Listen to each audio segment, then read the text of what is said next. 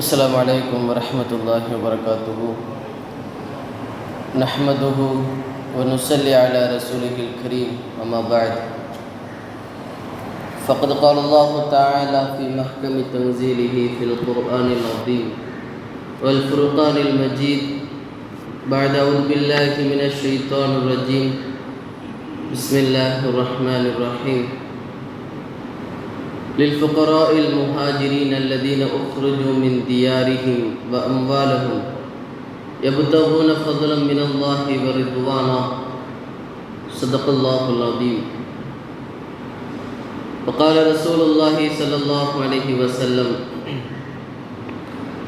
الهجرة تهديم ما كان قبلها. صدق رسول الله صلى الله عليه وسلم.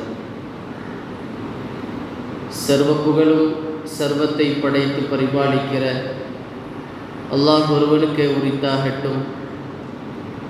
அவனுடைய சலாத்தும் சலாமும் சத்திய தூதர் சன்மார்க்க வேந்தர் ஹாத்தமுன் நபியின் சையதுல் முர்சலீன் முஹம்மதுர் ரசூலுல்லாஹ் ஸல்லல்லாஹு அலைஹி வஸல்லம் அவர்களின் மீதும் அவர்களின் அடிப்படை வாழ்வை பின்பற்றிய சத்திய சஹாபாக்கள், தாபிஈன்கள், தபா தாபிஈன்கள், ஷுஹதாக்கள், சாலிஹீன்கள், நாதாக்கள், நல்லவர்கள், குறிப்பாக இந்த ஜும்மாவுடைய நன்னாளில் இங்கே அமர்ந்திருக்கும் நம் அனைவர்களின் மீதும் அல்லாஹ்வின் அன்பும் அருளும் அளப்பரும் கருணையும் கிருபையும் என்றென்றும் நின்று நிலவட்டுமாக.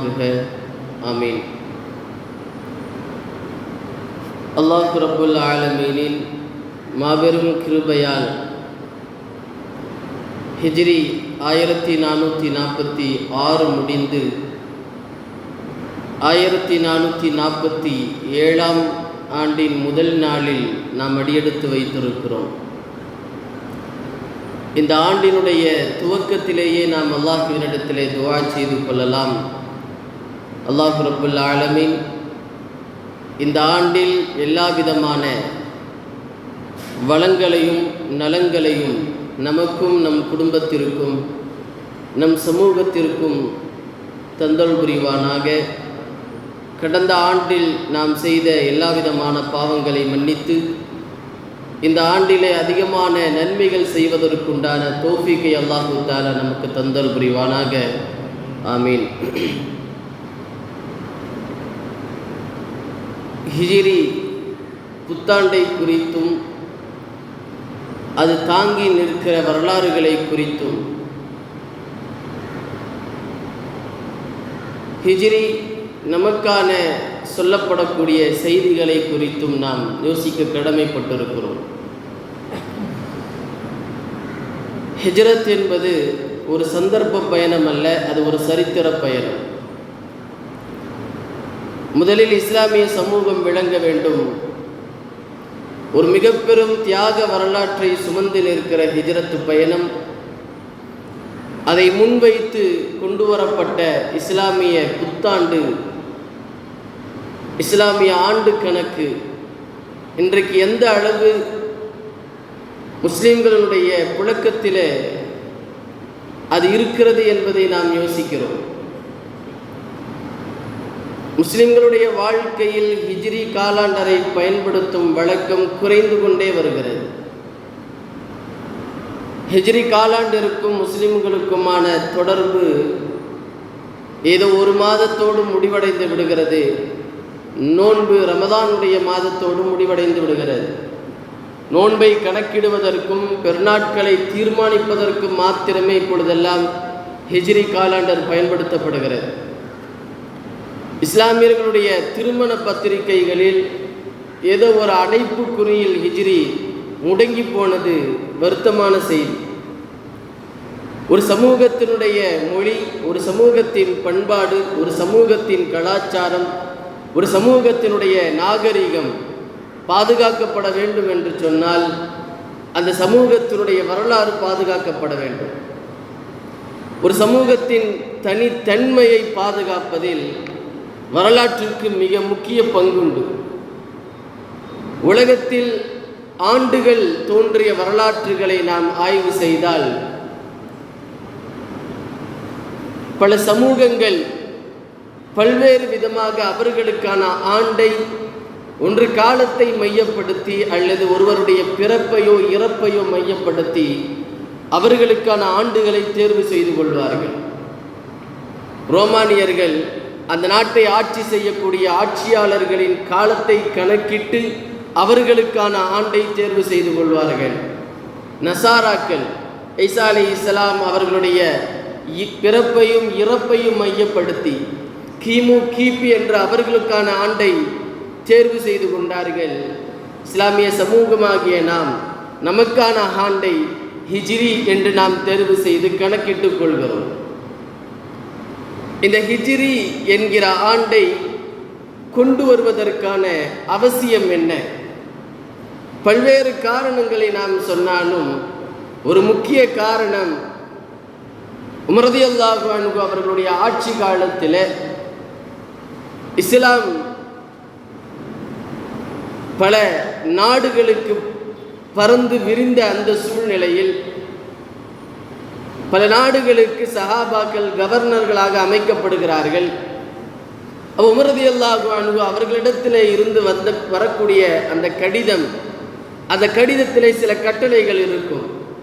இப்போ அந்த நாட்டு கவர்னர்களுக்கு இந்த கடிதம் எப்பொழுது வந்தது, எந்த கட்டளைகளை முதல் செய்ய வேண்டும், எந்த கட்டளைகளை பின்னால் செய்ய வேண்டும் என்கிற தெளிவு கிடைக்காமல் இருந்ததால் அந்த கடிதத்திலே நாட்கள் குறிப்பிடப்படாமல் இருந்ததால் உமர் ரலியல்லாஹு அன்ஹு அவர்களிடத்திலே வந்து சொன்னார்கள், இப்பொழுதுதான் முஸ்லிம்களுக்கென்று ஒரு தனி ஆண்டு கணக்கு தேவை என்கிற அவசியம் இஸ்லாமியர்களுக்கு வந்தது. உமர் ரலியல்லாஹு அன்ஹு அவர்கள் சஹாபாக்களை எல்லாம் அழைத்து ஆலோசனை செய்கிறார்கள். நசாராக்களுக்கு ஒரு ஆண்டு கணக்கு உண்டு, யூதர்களுக்கு ஆண்டு கணக்கு உண்டு, நமக்கென்று ஒரு ஆண்டு கணக்கு வேண்டும். நாம் எதை மையப்படுத்தி வைக்கலாம்? அந்த சபையிலே 4 விஷயங்கள் ஆலோசனை கொடுக்கப்படுகிறது. ஒன்று பெருமான் ஸல்லல்லாஹு அலைஹி வஸல்லம் அவர்களுடைய பிறப்பு, 2வது அவர்களுடைய இறப்பு, 3வது அவர்களுடைய நுபுவத், 4வது அவர்களுடைய ஹிஜ்ரத். இந்த 4ல் ஏதாவது ஒன்றை மையப்படுத்தி நம்முடைய ஆண்டு கணக்கை நாம் துவங்க வேண்டும். நாயகத்தினுடைய பிறப்பை வைக்கலாம் என்று சொன்னால் அது ஒரு சமூகத்தினுடைய கலாச்சாரம். இறப்பை வைக்கலாம் என்று சொன்னால் நாயகம் இறந்த ஆண்டு நமக்கெல்லாம் துக்கமான செய்தி, அந்த துக்கத்தை நாம் ஆண்டு கணக்காக துவங்க முடியாது. நாயகத்தினுடைய நுபுவத்தை வைக்கலாம் என்று சொன்னால் வேண்டாம். இஸ்லாமிய மார்க்கம் மறுமலர்ச்சி பெற்றது என்று சொன்னால் அது ஹிஜ்ரத்திற்கு பிறகுதான். ஹிஜ்ரத்தை மையப்படுத்தி நமக்கான ஆண்டை வைத்துக் கொள்ளலாம் என்கிற ஆலோசனை அங்கே கொடுக்கப்பட்டு ஹிஜ்ரத்தையே மையப்படுத்தி நமக்கான ஆண்டை அன்றிலிருந்து உமர் ரலியல்லாஹு அன்ஹு அவருடைய ஆட்சி காலத்திலே இருந்து துவங்கப்பட்டது. உமர் ரலியல்லாஹு அன்ஹு சொல்லுவார்கள், ஏன் ஹிஜ்ரத்தை தேர்வு செய்தோம் என்று சொன்னால், அல் ஹிஜ்ரத்து ஃபர்குன் பைனல் ஹக்கி வல் பாத்தில், ஹிஜ்ரத்து தான் உண்மை எது பொய் எது என்பதை பிரித்து காட்டியது, சத்தியத்தையும் அசத்தியத்தையும் பிரித்து காட்டியது ஹிஜ்ரத்து தான். அல்லாஹ் ரப்பல் ஆலமீன் குர்ஆனிலே சொல்லுவான், லமஸ்ஜிதுல் உஸ்ஸிஸ அலத் தக்வா மின் அவ்வலின், முதல் நாளில் இறையச்சத்தோடு கட்டப்பட்ட பள்ளிவாசல் என்று அவ்வலையும் முதல் நாள் என்று அல்லாஹ் தஆலா எதை சொல்லுவான் என்று சொன்னால், ஹிஜ்ரத்திற்கு பிறகு முஸ்லிம்களுக்கு கண்ணியம் கிடைத்ததில் அவர்கள் பயமில்லாமல் தங்களுடைய வாழ்க்கையை நடத்தியதில், பள்ளிவாசல் கட்டியதில், எதிரிகளின் அச்சுறுத்தல் இல்லாமல் அல்லாஹ்வை வணங்கியதில் ஹிஜ்ரத்திற்கு பிறகுதான் அனைத்தும் நடந்தது என்பதால் அல்லாஹ்வே அவ்வலையும் முதல் நாள் என்று சொல்லிவிட்டான். அந்த அவ்வலையும் ஹிஜ்ரத்தினுடைய முதல் நாளாக நாம் தேர்ந்தெடுப்பது பொருத்தமாக இருக்கும் என்று சஹாபாக்கள் ஹிஜ்ரத்தினுடைய முதல் நாளையே நம்முடைய ஆண்டு கணக்காக முதல் நாளாக அவர்கள் மாற்றி அமைத்தார்கள். அன்பானவர்களே, உண்மையில் ஹிஜ்ரத் என்பது இஸ்லாமியர்களுக்கு கண்ணியம் தேடிய பயணம் மாத்திரமல்ல, இஸ்லாமியர்களுக்கு களம் தேடிய பயணமும் ஹிஜ்ரத்து தான். ஏதோ எதிரிகளுக்கு பயந்து ஓடியதல்ல ஹிஜ்ரத் என்பது. தன்னுடைய தீனை பாதுகாக்கவும் இஸ்லாமிய மக்களின் வாழ்வாதாரத்தை அமைக்கவும் அவர்களின் துயரங்களை துடைக்கவும் இஸ்லாமியர்களுக்கு அரசியல் களம் அமைக்கவும் தேவைப்பட்ட பயணம்தான் ஹிஜ்ரத் பயணம் என்பது. ஹிஜ்ரத் தான் இஸ்லாத்தினுடைய இருப்பை உறுதி செய்தது மாத்திரமல்ல, இஸ்லாத்தினுடைய வளர்ச்சிக்கு மிகப்பெரிய காரணமாக இருந்தது ஹிஜ்ரத் பயணம். கொஞ்சம் நம்முடைய சிந்தனையிலே நாம் யோசிப்போமே, உலகத்தில் எந்த ஒரு மனிதனும் தன் சொந்த நாட்டை விட்டு, சொந்த ஊரை விட்டு, சொந்த குடும்பங்களை விட்டு, சொத்து சுகங்களை விட்டு, மனைவி பிள்ளைகளை விட்டு, உறவுக்காரர்களை விட்டு வேறொரு நாட்டிற்கு அகதியாக செல்ல அவன் ஆசைப்படுவானா என்று கேட்டால் சத்தியமாக கிடையாது. ஆனால் ஹிஜ்ரத் என்பது அப்படி அல்ல. தன் சொந்த நாட்டை விட்டும், சொந்த ஊரை விட்டும், சொத்து சுகங்களை விட்டும், பல ஆண்டுகளாக வாழ்ந்த மனைவி மக்களை விட்டும், உறவுக்காரர்களை விட்டும், அடுத்த வேளை உணவு இல்லாமல், அடுத்த வேளை உடுத்த உடை இல்லாமல் நிர்கதியாய் ஆக்கிய பயணமே ஹிஜ்ரத் பயணம். உலகத்தில் ஒரு பயணம் மேற்கொள்ளப்படுகிறது என்று சொன்னால் ஒன்று உலக ஆதாயத்திற்காக இருக்கும்.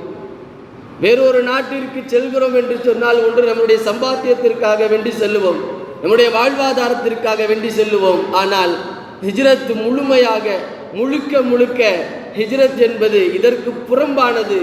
ஹிஜ்ரத் தீனை பாதுகாக்க, ஹிஜ்ரத் அல்லாஹ்வினுடைய ஈமானை பாதுகாக்க, தன்னுடைய உள்ளத்தில் இருக்கக்கூடிய ஈமானிய அந்த கதிர்வீச்சை பாதுகாப்பதற்காக வேண்டி மேற்கொள்ளப்பட்ட பயணமே ஹிஜ்ரத் பயணம் என்பது. அதனால்தான் அல்லாஹ் ரப்பல் ஆலமீன் ஹிஜ்ரத்திற்கு பிறகுதான் முஸ்லிம்களை யா அய்யுஹல்லதீன ஆமனு, ஓ ஈமான் கொண்டவர்களே என்று அழைப்பான். அதுவரையிலேயும் அல்லாஹு தஆலா குர்ஆனில் அப்படி ஒரு வார்த்தையை சொல்லவில்லை. ஹிஜ்ரத் பயணம் எப்பொழுது நடந்ததோ அதற்கு பிறகுதான் அல்லாஹுவே முஸ்லிம்களை யா அய்யுஹல்லதீன ஆமனு, ஓ ஈமான் கொண்டவர்களே என்று அழைக்கிறான் என்று சொன்னால், ஹிஜ்ரத் பயணம் என்பது ஏதோ தன்னுடைய வாழ்வாதாரத்தை பாதுகாக்க புறப்பட்ட பயணம் அல்ல. தன்னுடைய தீனுல் இஸ்லாத்தை, தன்னுடைய மார்க்கத்தை, தன்னுடைய ஈமானை, தன் சொந்த சமூகத்தை பாதுகாப்பதற்காக வேண்டி புறப்பட்ட பயணம் ஹிஜ்ரத் பயணம் என்பது. நபிமார்களுடைய சுன்னத் ஹிஜ்ரத் பயணம்.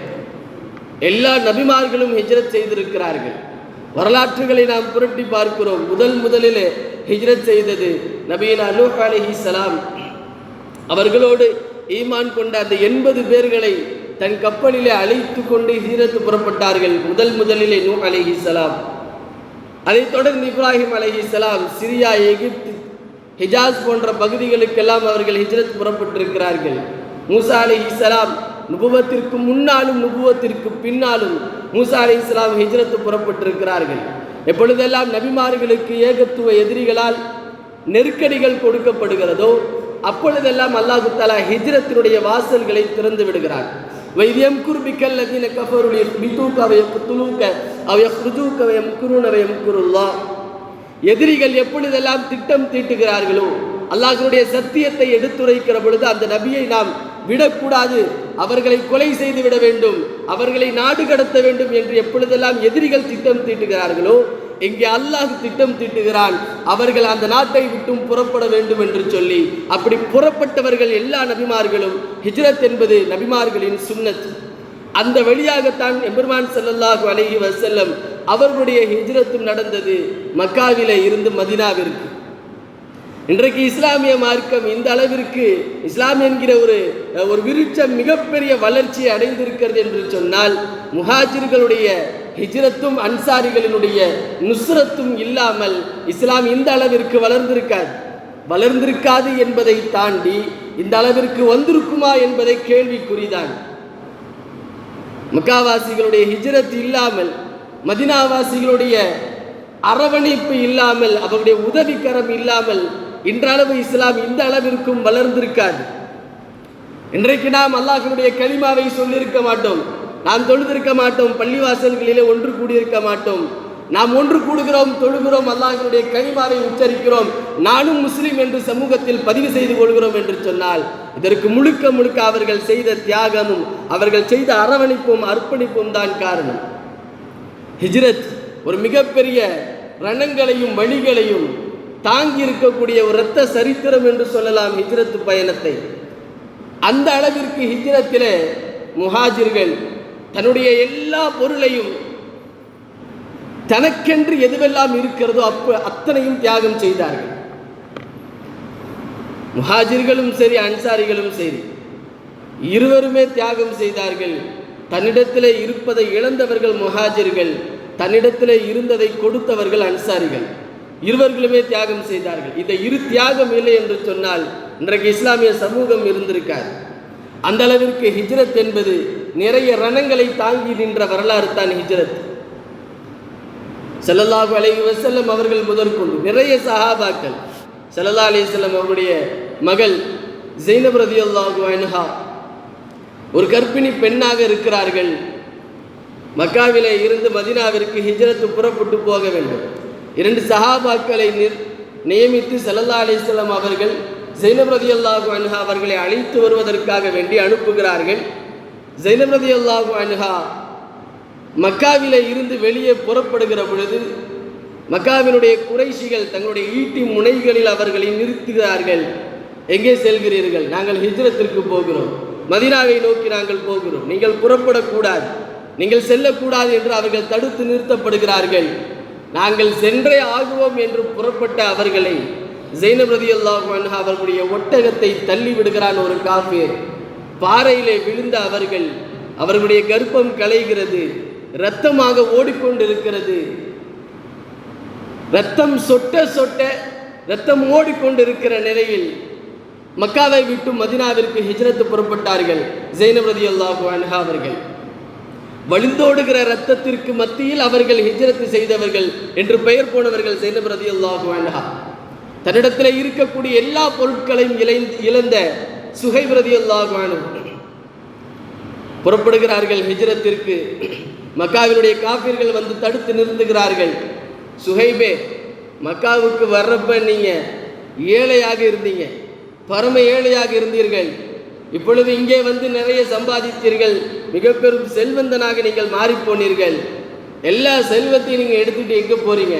நான் மதீனாவிற்கு ஹிஜ்ரத்து போகிறேன், உங்களை விட முடியாது சொன்னார்கள் சுஹைப் ரலியல்லாஹு அன்ஹு. நான் நன்றாக அம்பு எறிவேன், உங்களுக்கு தெரியும். நான் வில்வித்தை தெரிந்தவன், உங்களுக்கு நன்றாக தெரியும். நீங்கள் என்னை தடுத்து நிறுத்தினால் என்னுடைய என்னுடைய அம்பு உங்களுடைய நெஞ்சை துளைக்கும். இருந்தாலும் நீங்கள் என்ன எதிர்பார்க்கிறீர்கள் என்னிடத்தில்? எதை கொடுத்தால் நான் ஹிஜ்ரத்திற்கு புறப்படலாம்? சொன்னார்கள் மக்காவாசிகள், காஃபிர்கள், நீங்கள் சம்பாதித்த சேர்த்து வைத்த அத்தனை சொத்துக்களையும் இங்கே நீங்கள் விட வேண்டும். எங்களா சொத்துக்களையும் நீங்கள் விட்டுட்டீங்கன்னா நீங்கள் போகலாம். உங்களுடைய அத்தனை சொத்துக்களும் எங்களிடத்தில் கொடுக்கப்பட்டால் நீங்கள் மதீனாவை நோக்கி ஹிஜ்ரத்து புறப்படலாம் என்று சொன்னவர்கள் சற்றும் தாமதிக்காமல் தான் சம்பாதித்து வைத்த அத்தனை பொருட்களையும் அடுத்த நேர உணவிற்கு கூட கொஞ்சம் எடுத்துக்கொள்ளாத அளவிற்கு எல்லா சொத்துக்களையும் அப்படியே மக்காவினுடைய காஃபிர்களிடத்தில் கொடுத்தார்கள். கொடுத்துவிட்டு அங்கிருந்து புறப்பட்டார்கள்.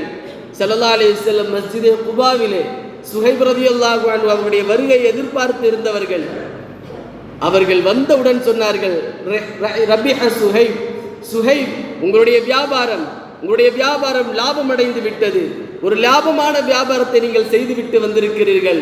அல்லாஹ் தஆலா வசனத்தை இறக்கினான், இன்னல்லாஹ இஷ்தரா மினல் முஃமினீன அன்ஃபுஸஹும் வ அம்வாலஹும் பிஅன்ன லஹுமுல் ஜன்னah. முஃமின்களிலே தன்னுடைய உயிரை கொடுத்து தன்னுடைய பொருளை கொடுத்து அல்லாஹ்விடத்திலே வியாபாரம் பேசியவர்கள் அல்லாஹ் தஆலா அவர்களுடைய உயிருக்கும் அவர்களுடைய பொருளாதாரத்து செல்வத்திற்கும் பகரமாக அல்லாஹ் தஆலா அவர்களுக்கு சொர்க்கத்தை வழங்கினான் என்கிற வசனத்தை சுஹைப் ரலியல்லாஹு அன்ஹு அவர்களின் மூலமாக அவர்களை தொட்டும் அல்லாஹ் தஆலா இறக்கினான். அந்த வசனத்தை அந்த அளவிற்கு தன்னுடைய உயிரை பொருட்படுத்தாமல், தன்னுடைய செல்வத்தை, சுகத்தை, சொந்தங்களை பொருட்படுத்தாமல் முழுக்க முழுக்க அல்லாஹ்விற்காக வேண்டி முழுக்க தீனை பாதுகாக்க புறப்பட்ட பயணம் ஹிஜ்ரத் பயணம். எல்லாவற்றையும் தாண்டி பெருமான் ஸல்லல்லாஹு அலைஹி வஸல்லம் அவர்களுடைய ஹிஜ்ரத்தின் பயணத்தை நாம் வரலாற்றுகளிலே பார்க்கிறோம் அல்லவா? ஒரு சுவாரஸ்யமான நிகழ்வு, எம்பெருமானின் நிகழ்வு. ஸல்லல்லாஹு அலைஹி வஸல்லம் தான் பிறந்து வளர்ந்து தன்னுடைய உறவுகள் எல்லாம் மக்காவிலே இருக்கிற பொழுது சொந்த நாட்டை விட்டு பிரிய மனமில்லாமல் எபெருமான் ஸல்லல்லாஹு அலைஹி வஸல்லம் அவர்களுக்கு வகி வருகிறது, நீங்கள் புறப்பட்டு மதீனாவிற்கு செல்லுங்கள். ஸல்லல்லாஹு அலைஹி வஸல்லம் இரவு நேரத்தில் புறப்படுறாங்க. அந்த நேரத்தில் காஃபிர்களும் திட்டம் தீட்டுகிறார்கள், இந்த இரவில் எப்படியாவது முகம்மதனுடைய கதையை முடிச்சிடணும், முகம்மதை எப்படியாவது கொலை செஞ்சிடணும் சொல்லி ஈட்டிகளோடு ஸல்லல்லாஹு அலைஹி வஸல்லம் அவருடைய வீட்டை முற்றுகையிட்டு நிற்கிறார்கள். ஸல்லல்லாஹு அலைஹி வஸல்லம் தன்னுடைய இருக்கையில, தெரிந்த வரலாறு தான் நமக்கு, ஸல்லல்லாஹு அலைஹி வஸல்லம் தன்னுடைய இருக்கையில அலி ரலியல்லாஹு அன்ஹு அவர்களை படுக்க வைத்து வெளியே வந்தார்கள். ஒரு கைப்பிடி மண்ணு தான் எடுத்து வீசினார்கள். அந்த மண்ணை அத்தனை எதிரிகளுடைய பார்வைகளுக்கும் அல்லாஹு தஆலா கொண்டு போய் செலுத்தினார். ஒரு கைப்பிடி மண் அத்தனை எதிரிகளுடைய கண்களிலேயும் போய் பட்டது. கண்களை கசக்கிக் கொண்டே நின்றவர்கள் ஸல்லல்லாஹு அலைஹி வஸல்லம் அவர்களை கடந்து போய்விட்டார்கள். ஸல்லல்லாஹு அலைஹி வஸல்லம் போனது கூட தெரியாம அப்படியே ஈட்டியை பிடிச்சிக்கிட்டே நின்னானும். வந்து சொன்னார் யாரோ ஒருவர், முகம்மது எங்கேயோ போய்கிட்டு இருக்கார், நீங்க என்ன இன்னும் இங்கே நின்றுக்கிட்டு இருக்கீங்க அப்படின்னு சொல்லி பதபதைத்து போய் உள்ளே போய் பார்த்தார்கள். இருப்பிலே ஒருவர் தூங்கி கொண்டிருக்கிறார். திறந்து பார்த்து அலி ரலியல்லாஹு அன்ஹு ஆச்சரியமிட்டு போனான். காஃபிர்கள் எல்லாம் இங்கே அலி இருக்கிற பொழுது முகம்மது எங்கே? ஸல்லல்லாஹு அலைஹி வஸல்லம் புறப்பட்டு சென்று விட்டார்கள். நாயகத்தினை தேடுகிற பணியை துவங்குகிறான். 100 ஒட்டகங்களை பரிசாக சன்மானமாக அறிவிக்கப்படுகிறது. எல்லாமே மூளைக்கு மூளை தேடுகிறார்கள். அந்த தேடுகிற பணியிலேயே மிகவும் தேர்ச்சி பெற்ற சுராக்கா பின் மாலிக் ரலியல்லாஹு அன்ஹு, சுராக்கா பின் மாலிக் ஸல்லல்லாஹு அலைஹி வஸல்லம் அவர்கள் இருந்த அந்த சௌருடைய குகை வரையிலையும் சென்று விட்டான். கொஞ்சம் இருந்தால் ஸல்லல்லாஹு அலைஹி வஸல்லம் அவர்கள் மாட்டிக்கொள்வார்கள். ஸல்லல்லாஹு அலைஹி வஸல்லம் அந்த குகையில் அமர்ந்து கொண்டு ஒரு வார்த்தையை சொன்னார்கள், சுராக்கா, நீ எங்களை கொலை செய்து 100 ஒட்டகத்தை சன்மானமாக பெறுவதற்கு விரும்புகிறாய். ஆனால் நான் உன்னிடத்திலே சிரியாவினுடைய சாவியை, அந்த ஆட்சி அதிகாரத்தை உன் கையிலே கொடுப்பதற்கு ஆசைப்படுகிறேன் என்று ஸல்லல்லாஹு அலைஹி வஸல்லம் சொன்னார்கள். நாயகத்தினுடைய வார்த்தை மாத்திரமே பழித்தது. பின்னாட்களில் இஸ்லாத்தை ஏற்ற சுராக்கா ரலியல்லாஹு அன்ஹு, உமர் ரலியல்லாஹு அன்ஹு அவருடைய ஆட்சி காலத்திலே சிரியா கைப்பற்றப்பட்டு அந்த சிரியாவினுடைய சாவி கவர்னராக சுராக்கா அவர்களுடைய கைகளுக்கு வருகிறது. பெருமான் ஸல்லல்லாஹு அலைஹி வஸல்லம் அந்த காரே சௌர் என்கிற குகையிலே ஸல்லல்லாஹு அலைஹி வஸல்லம் தங்கியிருந்தார்கள். இந்த ஹிஜ்ரத்தினுடைய பயணத்திற்கு ஒரு குடும்பமே தன்னை அர்ப்பணித்தது என்று சொன்னால் நாயகத்தோடு இருந்த அபூபக்கர் ரலியல்லாஹு அன்ஹு அவர்களுடைய குடும்பத்தை சொல்லலாம். அதுவரையிலேயும் உலகம் ஒரு குடும்பத்தினுடைய அர்ப்பணிப்பு என்று சொன்னால் இப்ராஹிம் அலைஹிஸ்ஸலாம் அவர்களின் குடும்பத்தையே நமக்கு தெரியும். ஆனால் இப்ராஹிம் அலைஹிஸ்ஸலாம் அவர்களுக்கு பின்னால் அடுத்ததாக ஒரு குடும்பம் இந்த தீனுல் இஸ்லாத்திற்காக வேண்டி அர்ப்பணித்திருக்கிறது என்று சொன்னால் அது அபூபக்கர் ரலியல்லாஹு அன்ஹு அவர்களுடைய குடும்பம் மாத்திரமே. அபூபக்கர் ரலியல்லாஹு அன்ஹு ஸல்லல்லாஹு அலைஹி வஸல்லம் உலகம் அதுவரையிலேயும் அது போன்ற ஒரு தோழனை, நண்பனை பார்த்திருக்கார். ஒரு 60 வயது கிழவன் அபூபக்கர் ரலியல்லாஹு அன்ஹு தன்னுடைய தோழர் அல்லாஹ்வுடைய தூதர் ஸல்லல்லாஹு அலைஹி வஸல்லம் அவர்களை பாதுகாப்பதிலே எந்த அளவிற்கு அவர்கள் ஆர்வம் கொண்டிருந்தார்கள். ஸல்லல்லாஹு அலைஹி வஸல்லம் அவர்களுக்கு நடக்க முடியல, கால்வலி என்று சொல்லி தன் முதுகிலே சுமந்து கொண்டு ஒரு மலை ஏறினார்கள் அபூபக்கர் ரலியல்லாஹு அன்ஹு. ஸல்லல்லாஹு அலைஹி வஸல்லம் அவர்களை அங்கே அமர வைத்து விட்டு போய் உள்ளே குகையை சுத்தம் செய்து தன் மடியிலே படுக்க வைத்துக் கொண்டார்கள் அபூபக்கர் ரலியல்லாஹு அன்ஹு. அங்கே தொடங்கி மதீனாவிற்கு போற வரையிலையும் ஸல்லல்லாஹு அலைஹி வஸல்லம் அவர்களை தன் கண் பார்வையிலேயே வைத்துக் கொண்டார்கள் அபூபக்கர் ரலியல்லாஹு அன்ஹு. சில நேரம் முன்னால், சில நேரம் பின்னால் நடப்பார்கள், சில நேரம் வலது பக்கம் இடது பக்கம் என்று நாலா பக்கமும் மாறி மாறி மாறி அபூபக்கர் ரலியல்லாஹு அன்ஹு அவர்கள் ஸல்லல்லாஹு அலைஹி வஸல்லம் அவர்களை பாதுகாத்தே வந்து மதீனாவினுடைய வாசல் வருகிறது. மதீனாவாசிகள் எல்லாம் நாயகத்தினுடைய வருகையை எதிர்பார்த்து இருக்கிற பொழுது அபூபக்கர் ரலியல்லாஹு அன்ஹு இவர்கள் தான் அல்லாஹ்வின் தூதர் என்று தெரிய வேண்டும் என்று சொல்லி தன் ஆடையை கழட்டி நாயகத்திற்கு குடை பிடித்தார்கள். அதை பார்த்து மக்கள் விளங்கி கொண்டார்கள், குடை பிடித்தவர் நபியினுடைய தோழர், குடை பிடிக்கப்பட்டவர் அல்லாஹ்வினுடைய தூதர் என்பதை விளங்கி கொண்டார்கள். முழுக்க முழுக்க தன்னுடைய அர்ப்பணிப்பு நிறைந்த பயணம் மாத்திரம்தான் ஹிஜ்ரத்துடைய பயணம் என்பது. அந்த அளவிற்கு அர்ப்பணித்து தன்னுடைய மிகப்பெரிய தியாகத்தை எடுத்து வைத்து புறப்பட்ட ஹிஜ்ரத்து பயணம் உலகம் இதுவரையிலேயும் அந்த மாதிரியான ஒரு வரலாறை பார்த்திருக்காது. ஒரு அகதிகளாக வரக்கூடியவர்களிடத்திலே அந்த நாட்டு மக்கள், அந்த ஊர் மக்கள் எப்படியெல்லாம் நடந்து கொள்வார்கள் என்பதை மாத்திரமே உலகம் பார்த்து கொண்டிருந்தது.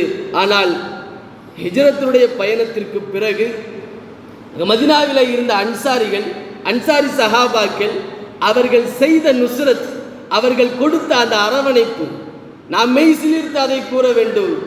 எப்பொழுதும் ஒரு அகதியாக வருபவனிடத்தில் அடிமையாகவே பார்க்கிற இந்த உலகத்தில் அன்சாரிகள் அப்படி பார்க்கவில்லை. தன் சகோதரனாக, தன் இரத்த பந்தமாக அன்சாரிகள் பார்த்தார்கள். அந்த அளவிற்கு அவர்கள் அரவணைப்பையும் கொடுத்தார்கள். ஸல்லல்லாஹு அலைஹி வஸல்லம் ஒரு மிகப்பெரிய சகோதரத்துவத்தை அங்கே ஏற்படுத்தினார்கள்.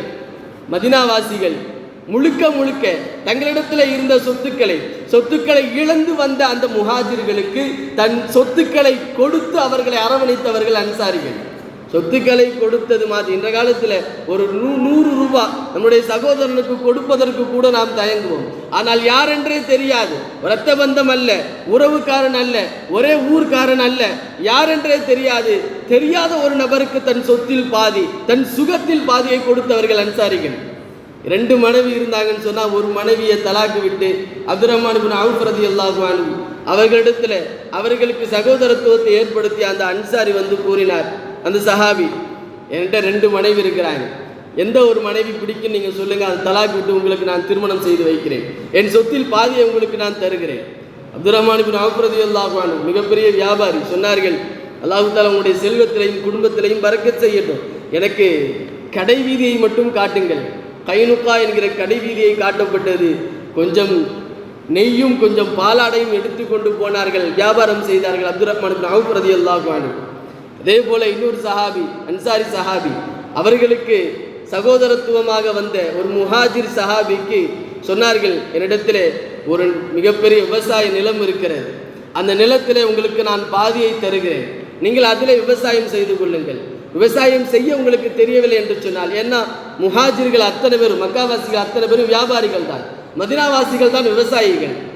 உங்களுக்கு விவசாயம் செய்ய தெரியலன்னு சொன்னால் உங்களுடைய நிலத்தையும் சேர்த்து நான் விவசாயம் செய்கிறேன், வரக்கூடிய விளைச்சலில் உங்களுக்கு பாதி எனக்கு பாதி என்று அவர்கள் பேசிக்கொள்கிறார்கள். இந்த அளவிற்கு அன்சாரிகள் செய்த அந்த அரவணைப்பு குர்ஆன் அழகாக சொல்லும், அவர்கள் உண்மையாளர்கள் என்று சொல்லி. உண்மையாளர்கள் செய்த அரவணைப்பு அவர்கள் வெற்றியாளர்கள் என்று குர்ஆன் அடையாளப்படுத்துகிறது. இப்படி முஹாஜிர்களுடைய அந்த தியாகமும் அன்சாரிகளுடைய அரவணைப்பும் இல்லை என்று சொன்னால் இஸ்லாம் இந்த அளவிற்கு வளர்ந்திருக்காது. தன்னிகரற்ற இந்த தியாகத்தால் உருவான இந்த இஸ்லாமிய விருட்சம் என்பது 2 பேர் காரணம். ஒன்று முஹாஜிர்கள், 2வது அன்சாரிகள். இந்த 2 பேருடைய தியாகத்தையும் நினைத்து அல்லாஹு தஆலா குர்ஆனிலே 2 வார்த்தை சொல்லுவான். அவர்களை போற்றுகிற விதமாக, அவர்களை புகழ்கிற விதமாக, ரதியல்லாஹு அன்ஹும் வரதுவான். இந்த ஒரு சர்டிபிகேட் போதும், இந்த ஒரு வார்த்தை போதும் அவர்களுக்கு. அவர்களுடைய ஒட்டுமொத்த தியாகமும் இந்த ஒரு வார்த்தையில் சுருங்கி போனது. அவர்களை அல்லாஹு தஆலா பொருந்தி கொண்டான், அவர்களும் அல்லாஹ்வை பொருந்தி கொண்டார்கள். இன்னொரு வார்த்தை சொல்லுவான், இந்த சஹாபாக்கள் உலாய்க ஹிஸ்புல்லா, இவர்கள் அல்லாஹ்வினுடைய படை என்று சொல்லுவான். இவர்கள் எல்லாம் அல்லாஹ்வினுடைய படை. ஸல்லல்லாஹு அலைஹி வஸல்லம் சொல்வார்கள், என் சஹாபாக்களை யாராவது திட்டினால் அவர்கள் அல்லாஹ்வோடு போர் செய்கிறார்கள் என்ற அர்த்தம், என் சஹாபாக்களை யாராவது திட்டினால் அவர்கள் என்னை திட்டுகிறார்கள் என்ற அர்த்தம் என்று போற்றத்தக்க வார்த்தைகளை பெற்றவர்கள் முஹாஜிர்களும் அன்சாரிகளும். முஹாஜிர்களை குறித்து ஸல்லல்லாஹு அலைஹி வஸல்லம் அவர்கள் பேசிய வார்த்தை, அல் ஹிஜ்ரத்து தஹ்தீம் மா கான கபலா, ஹிஜ்ரத் செய்தவர்கள் அவர்களுடைய முன்னால் இருக்கக்கூடிய அத்தனை பாவங்களும் மன்னிக்கப்பட்டது. அன்சாரிகளை குறித்து நாயகம் ஸல்லல்லாஹு அலைஹி வஸல்லம் அவர்கள் பேசிய வார்த்தை, லவ் சலக்கன் நாசு ஷுஅபன், மக்கள் எல்லாம் ஒரு பாதையில் போகிற பொழுது வசலக்கத்தில் அன்சாரு ஷுஅபன், அன்சாரிகள் ஒரு பாதையில் செல்கிறார்கள் என்று சொன்னால் சலக்து ஷுஅபல் அன்சார், நான் அன்சாரிகளுடைய பாதைகளையே தேர்ந்தெடுப்பேன், நான் அன்சாரிகளை சார்ந்தவன் என்பார்கள் எபெருமான் ஸல்லல்லாஹு அலைஹி வஸல்லம் அவர்கள். இந்த அளவிற்கு இன்று வரையிலேயும் இந்த மார்க்கம் இவ்வளவு பெரியதாக வந்திருக்கிறது என்று சொன்னால் முஹாஜிர்களுடைய ஹிஜ்ரத்தினுடைய தியாகத்தை நாம் நினைத்து பார்க்க வேண்டும், அன்சாரிகளுடைய அரவணைப்பின் தியாகத்தையும் நாம் நினைத்து பார்க்க வேண்டும். இந்த இரு தியாகத்தின் விருட்சம் இல்லாமல் இஸ்லாம் வளர்ந்திருக்காது. அல்லாஹ் ரப்புல் ஆலமீனிடத்திலே நாம் அதிகமாக துஆ செய்ய வேண்டும். நாம் அவர்களுக்காக வேண்டிய செய்யக்கூடிய கடமையும் அதுதான். அல்லாஹ் தஆலா குர்ஆனிலே ஒரு வசனம் சொல்லுவான், வல்லதீன ஜாஅு மின் பஅதிஹிம் யகூலூன, உங்களுக்கு முன்னால் யாரெல்லாம் ஈமானை கொண்டு சென்றிருக்கிறார்களோ அவர்களுக்காக வேண்டி நீங்கள் துஆ செய்யுங்கள், அல்லாஹ் அவர்களுடைய பாவத்தை மன்னிக்க வேண்டும் என்று நீங்கள் அல்லாஹ்விடத்திலே துஆ செய்யுங்கள். அவர்களுக்காக வேண்டி அதிகமாக துஆ செய்வதற்கு நாம் கடமைப்பட்டிருக்கிறோம். அவர்களுடைய தியாகத்தில் கொஞ்சமாவது நம்முடைய வாழ்க்கையில் ஏற்படுத்துவதற்கு அவர்கள் சொத்தை கொடுத்தார்கள், சுகத்தை கொடுத்தார்கள், உயிரை கொடுத்தார்கள். அல்லாஹ்விடத்திலே நாம் எதையும் கொடுக்க வேண்டிய அவசியம் இல்லை என்றாலும் ஒரு நேரத்தையாவது நாம் கொடுக்க வேண்டும். அல்லாஹ்விற்காக வேண்டி அதிகம் அவனை வணங்க வேண்டும். அல்லாஹ்வினுடைய வணக்கத்திற்காக வேண்டிதான், இந்த இஸ்லாத்தை உருவாக்குவதற்காக வேண்டிதான் இந்த அளவிற்கு தியாகம் செய்தவர்கள். அவருடைய தியாகத்தை நாம் நினைத்துதான் இந்த ஹிஜ்ரி புத்தாண்டு என்பது நமக்கு கிடைத்திருக்கிறது. அல்லாஹ் ரப்புல் ஆலமீன் இந்த ஆண்டினுடைய துவக்கத்திலே இருந்து அவனுடைய எல்லா விதமான பலத்தையும் நலத்தையும் நமக்கு தந்து நம்ம அதிகம் நன்மைகள் செய்வதற்குண்டான தௌஃபீக்கை கொடுத்து எல்லா விதமான நோய்களை விட்டும் அல்லாஹ் தஆலா நம்மை பாதுகாத்து அருள் புரிவானாக. அன்சாரிகள் முஹாஜிர்களுடைய தியாகத்தை கொஞ்சமாவது அல்லாஹ் தஆலா நம்முடைய வாழ்க்கையில் ஏற்படுத்தி தந்தல் புரிவானாக. ஆமீன் யா ரப்பல் ஆலமீன். வாஹிரு தஅவானா அல்ஹம்துலில்லாஹி ரப்பில் ஆலமீன். அஸ்ஸலாமு அலைக்கும் வரஹ்மத்துல்லாஹி வபரகாத்துஹு.